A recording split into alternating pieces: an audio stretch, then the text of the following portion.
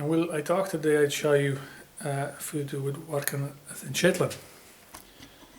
There was a video on Facebook not too long ago of Phil Goodlad doing a pretty sketch. So what I'm doing today is I'm working on the back of a Shetland chair,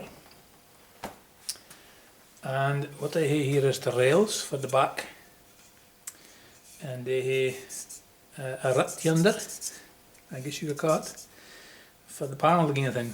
So if you can see yonder, I'm here to cut wire.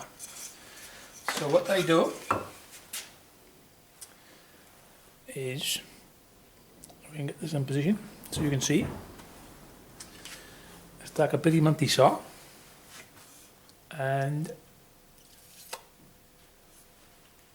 cut a pretty snack, a thin baton,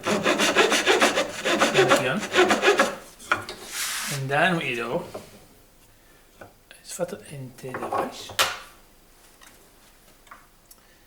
Take pretty munty chisel and you snack away the bit of wood's in the way, like that, and then a sharp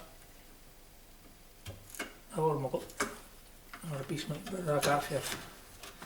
No one the loss, but you just sharp a wall again till the snack is the right size.